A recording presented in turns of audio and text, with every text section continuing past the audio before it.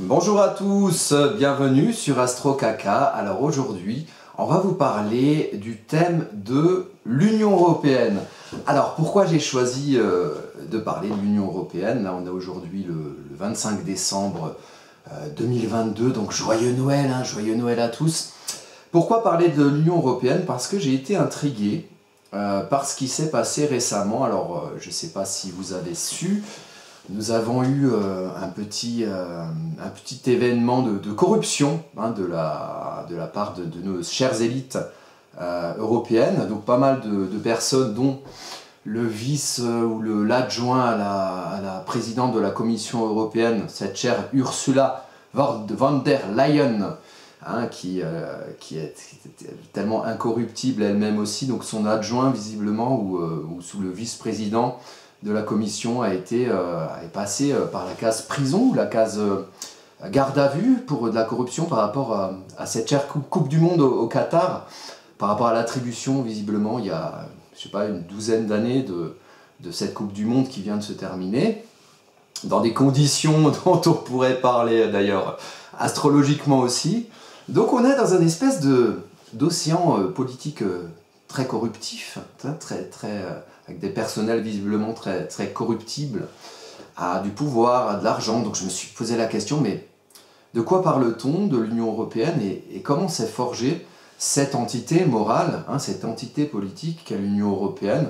Donc tout ce qui naît a un thème astrologique, et l'Union Européenne en a un aussi.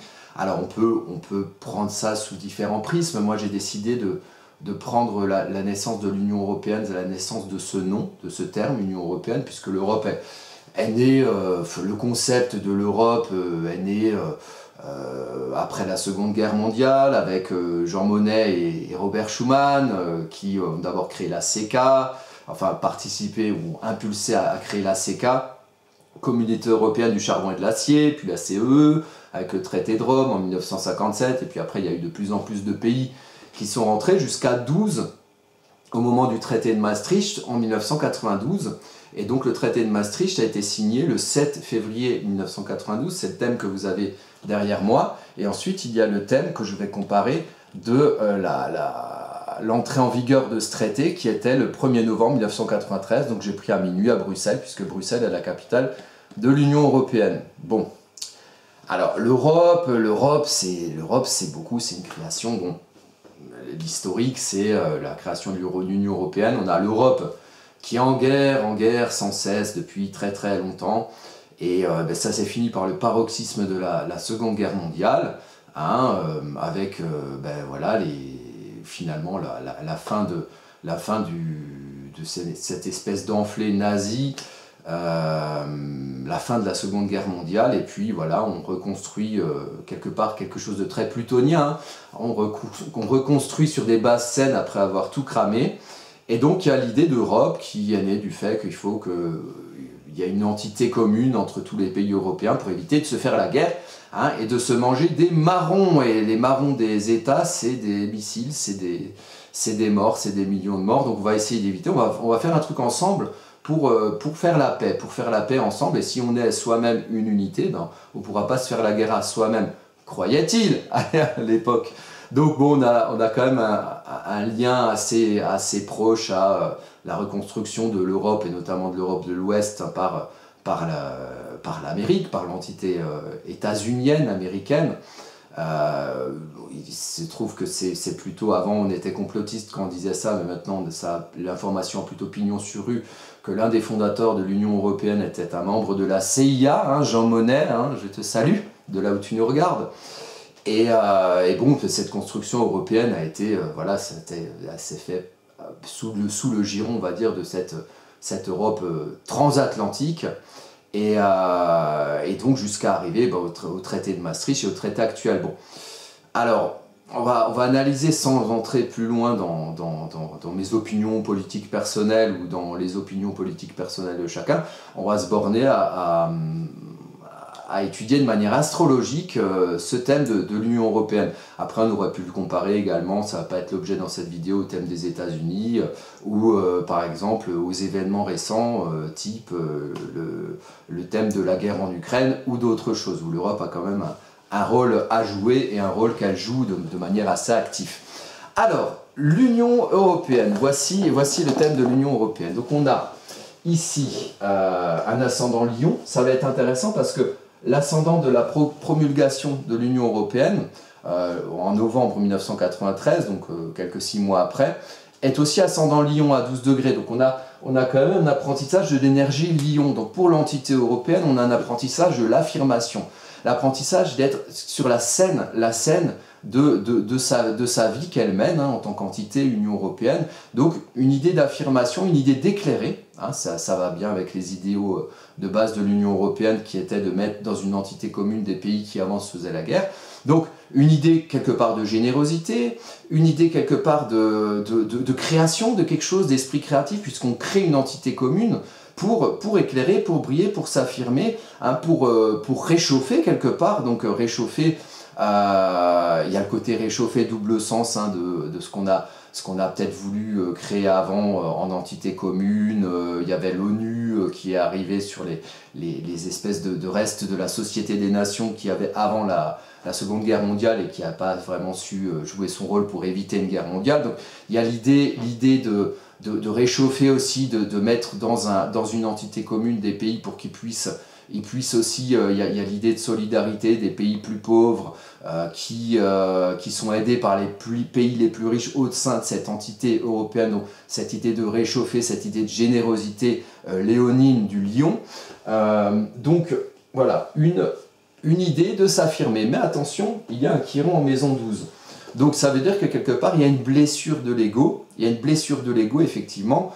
L'Europe qui naît sur ses centres de cette blessure de l'ego, des affirmations de chaque entité, de chaque pays, de chaque État-nation qui fait partie, qui est constitutif de cette Union européenne et qui effectivement, blessure de l'ego, blessure des États-nations, qui a généré beaucoup de conflits avant que naisse cette Union européenne, et de ces conflits sont nées l'idée d'Union européenne. Donc il y a l'idée de la blessure chironienne, la blessure de l'ego. Peut-être que l'Union européenne a été là justement pour apprendre à guérir cette blessure en créant une entité nouvelle à travers laquelle elle s'affirme sur ces États-nations qui la constituent.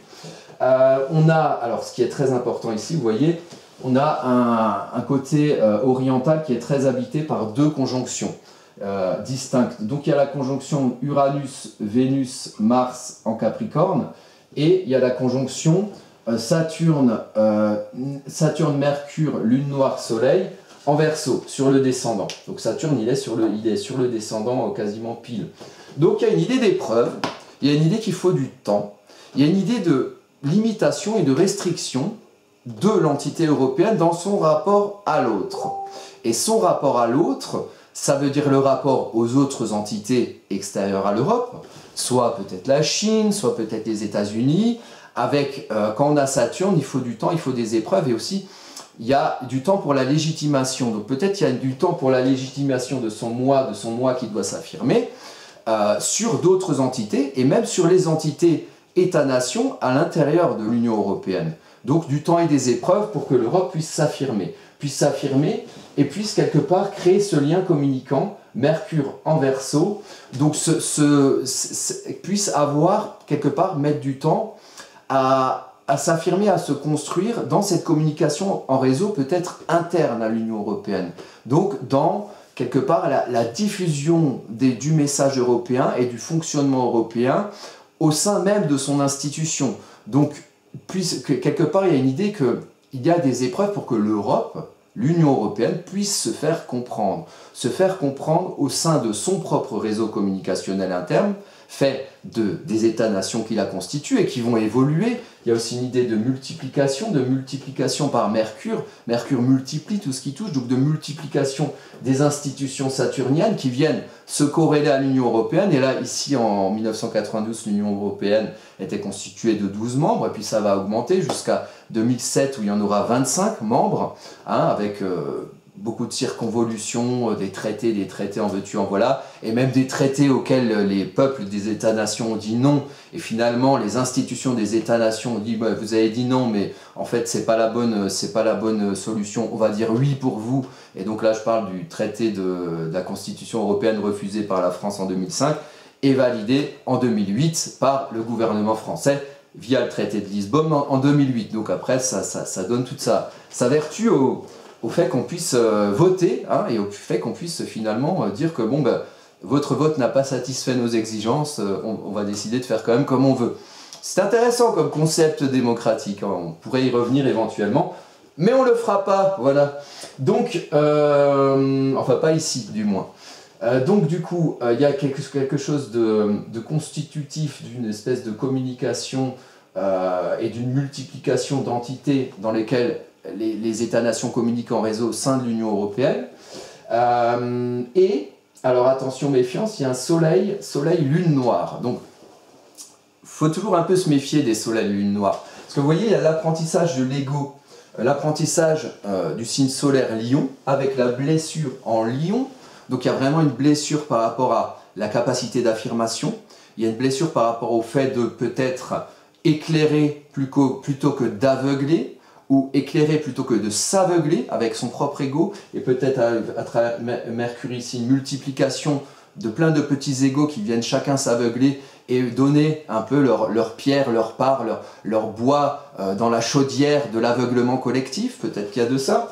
En tout cas, ça a travaillé, l'énergie Lion a travaillé avec une conscientisation justement de l'ombre du soleil, du fait qu'il y a quelque chose, dans ce qu'on éclaire, il y a quelque chose qu'on ne voit pas. Il y a quelque chose qu'on ne voit pas de ce qui éclaire. Donc il y a quelque chose de trouble quelque part. Il y a quelque chose de pas clair. Voilà, il y a quelque chose de pas clair, et ça on peut le mettre aussi en relation avec, par exemple, ici vous avez un carré, je vais le tracer.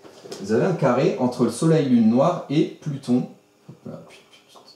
Voilà, et Pluton, qui se trouve en maison 4, en Scorpion. Pluton en domicile en Scorpion. On va y revenir dans la deuxième carte.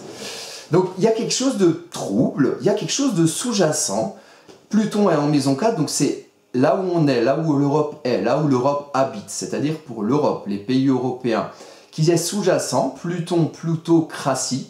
Hein, ça peut être aussi la finance éventuellement, hein, le côté maison 8, héritage, flux financier. Pluton, plutocratie, le pouvoir sous-jacent, quelque chose qu'on ne comprend pas. Hein, il y a quelque chose qui est affiché ici par l'idée de multiplication des pays, il faut du temps pour construire une bonne communication, mais il y a quelque chose de sous-jacent, qui est un peu souterrain, qui ne se voit pas, et qui peut favoriser, qui se confronte au côté trouble du soleil, en fait, et par carré. Donc on ne sait pas trop sur quoi on marche, mais pourtant, là où il y a cette chose sous-jacente, c'est un Pluton en Scorpion, donc là il y a une vérité. Il y a une vérité qu'on ne voit pas forcément à travers ce qu'on comprend des réseaux communicationnels européens. Et ça c'est très intéressant. Et alors, dans la vie quotidienne de l'Europe, maison 6 très habitée, donc construction d'institutions à travers le signe du Capricorne en maison 6, on a quand même un amour du changement, Vénus-Uranus, donc un amour du changement, une manière d'afficher ses valeurs pour évoluer, pour aller vers un progrès, l'idée du progrès de l'Europe qui est très prégnante ici, progrès à travers des institutions, et on est sur une conjonction, vous voyez, la conjonction c'est en 1992, des débuts des années 90, la conjonction Uranus-Neptune en Capricorne, donc les idéaux, des progrès par rapport à des idéaux de progrès, des grandes aspirations pour le progrès, des grandes aspirations pour faire progresser les valeurs, et sortir de toutes ces idées de guerre, et agir par Mars par rapport à ça. Agir un Mars exalté en Capricorne, donc une action sur la durée, une action à coureur de fond, Mars en Capricorne. Donc l'idée du quotidien, d'agir au nom d'idéaux, d'agir au nom de progrès et d'agir au nom des valeurs. C'est très beau ça, c'est très beau, l'idée est très belle quelque part dans ce thème-là. L'idée est très belle, l'épreuve est de faire que tout ce petit monde puisse fonctionner ensemble, mais carré à Pluton, quelque chose de sous-jacent et aussi une blessure de l'ego, une blessure des égos. Il y a quelque chose il y a quelque chose qui dit que l'Europe brille, l'Europe éclaire, mais il y a quelque chose quand même de pas clair dans cette manière d'éclairer de l'Europe. Alors, si on va sur la deuxième carte, alors il y a un milieu du ciel en bélier qui amène à agir, qui amène à commencer quelque chose, à impulser quelque chose. Il y a quand même une lune en bélier qui est quand même un petit peu un petit peu énervée, un petit peu active, un petit peu titillée. Donc effectivement, l'Europe a suscité quelques confrontations, hein, les pro-Europe, anti-Europe, hein, ça a toujours existé depuis avant le traité de Maastricht et après et pendant et jusqu'à aujourd'hui. Hein, donc c'est quand même quelque chose qui au niveau astrologie mondiale, la Lune c'est le peuple, donc le peuple est un peu en confrontation, hein, il y a plusieurs équipes qui disent oui ou qui disent non à l'Europe. Donc ça peut aussi marquer ça. Et donc, si on va sur la deuxième carte, on va aller tout de suite, et puis on va effacer les... Alors ça, c'est l'entrée en vigueur du traité de Maastricht, donc 6 mois plus tard, le 1er novembre 1993, à minuit, parce que c'est le jour de l'entrée en vigueur. Et là, vous voyez, il y a toujours un ascendant Lion. Alors, hop, je vais baisser un petit peu, hop, voilà. Est-ce qu'on le voit? On le voit. Donc, il y a toujours un ascendant Lion. Hein, ça, c'est... Alors, il y a peu de chances que ça arrive, quand même, à 6 mois d'écart. L'heure n'est pas la même, et pourtant, on retombe sur le même ascendant. Donc, il y a vraiment quelque chose à travailler en Lion. Là, vous voyez que le Chiron, il est passé en maison 1 en Vierge. Donc, temps de gestation, on a signé le traité, tac, on le met en vigueur, le traité de Maastricht, il est appliqué, l'Europe, ça y est, l'Union européenne existe, en tant qu'entité.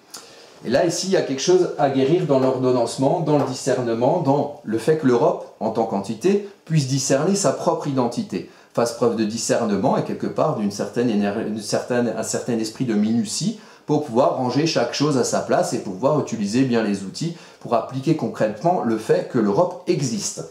Donc il y a quelque chose à guérir par rapport à ça. Donc il y a peut-être aussi une idée qu'au départ, on n'a pas forcément, c'est un truc nouveau, on n'a pas forcément les idées claires sur la manière de ranger les choses au sein de cette union. Et cette entité est en construction par rapport à ça pour pouvoir ensuite peut-être être efficace et appliquer concrètement, à travers son fonctionnement, des choses de l'ordre de l'Union européenne. Appliquer concrètement sa personnalité de l'Union européenne sur son champ d'action, l'Europe, et donc dans les États membres. Donc au départ, c'est pas tout à fait clair tout ça, c'est en fonctionnement, c'est en essence, il faut laisser le temps au temps que l'Europe puisse fonctionner.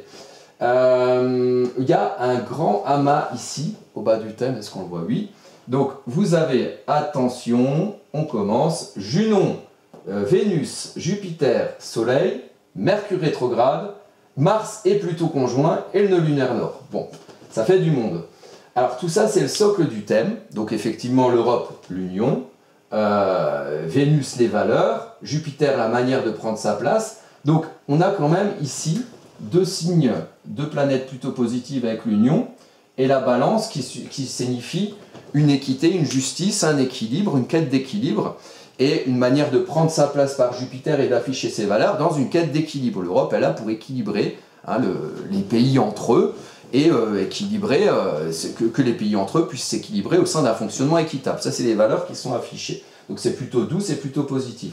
Ensuite, le Soleil, vous voyez les planètes entre la première carte où il y avait Mars qui était ici par exemple, et tout ça, Mercure, Soleil, Pluton. Là, les planètes ont fait tout le tour et sont arrivées ici en maison 4, et ont quelque part rejoint Pluton.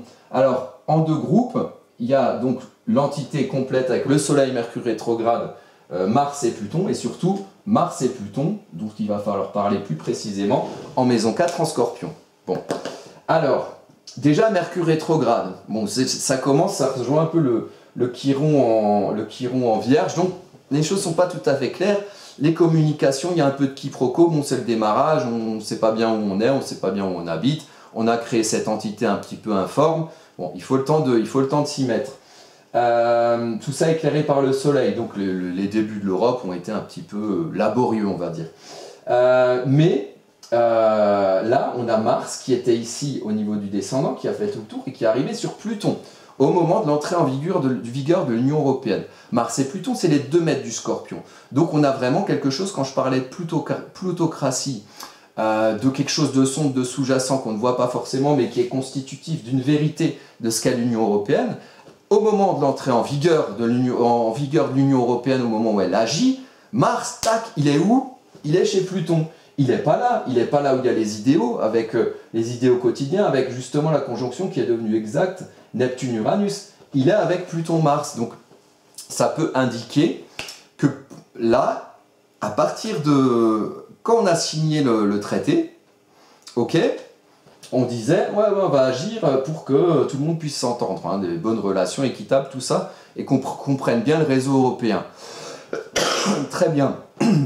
Excusez-moi, je suis malade un peu.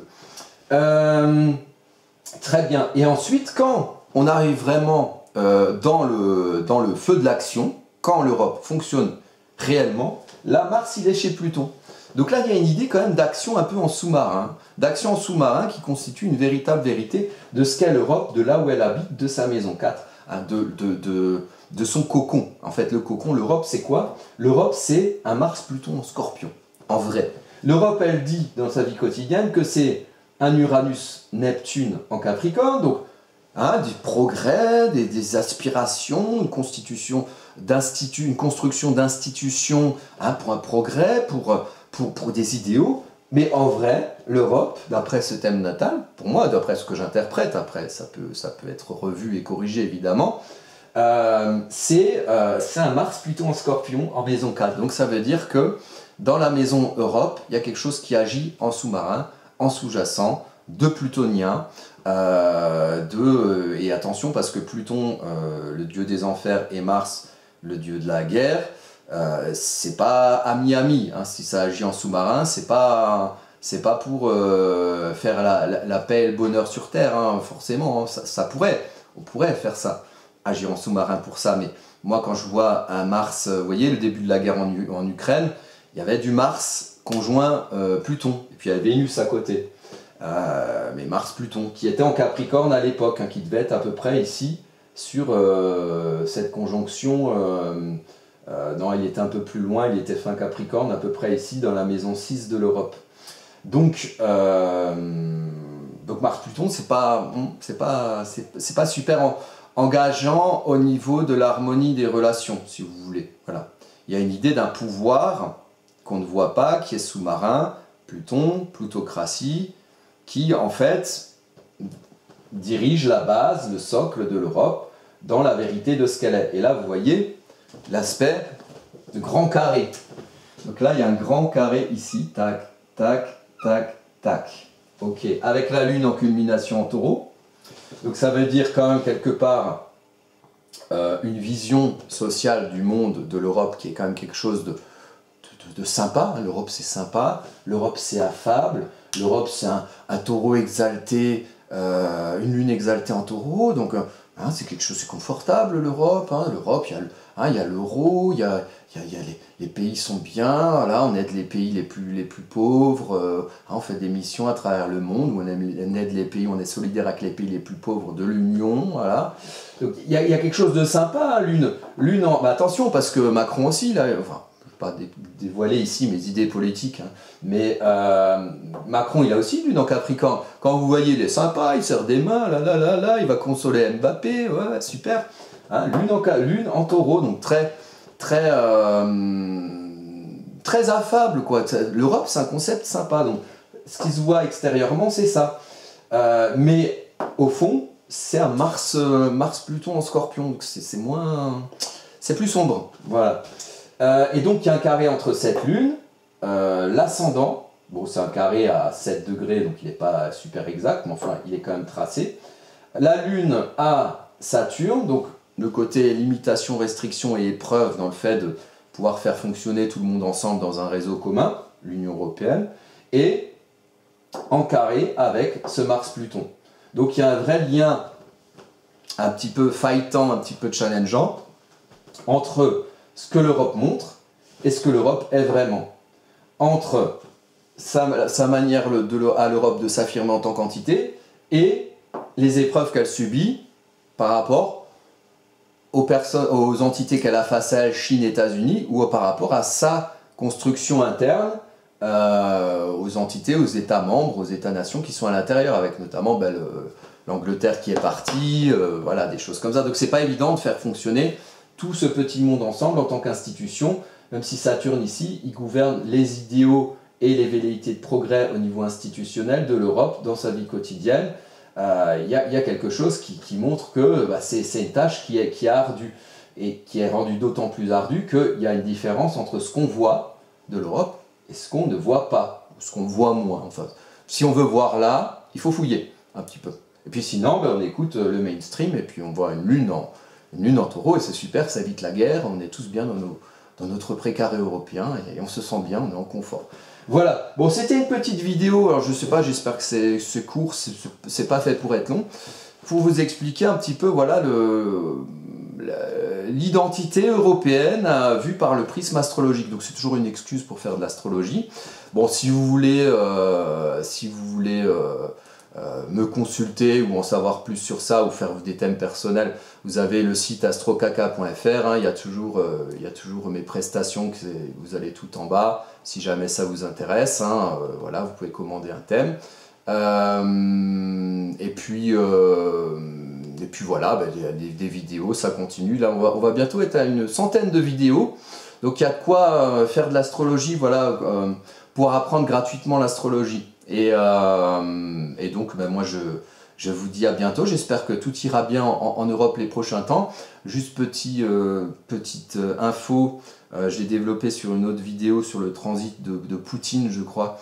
En juin comme ça risque de pas être génial et l'Europe pourrait être impliquée, hein, en dehors des problèmes d'électricité et de chauffage éventuellement qu'on pourra connaître cet hiver. Je rigole mais c'est nerveux parce que j'ai aussi besoin d'être chauffé. Je suis tombé tout malade, hein, à cause de ces méchantes pertes d'électricité. Voilà, et bien écoutez, je vous dis à bientôt pour de prochaines vidéos.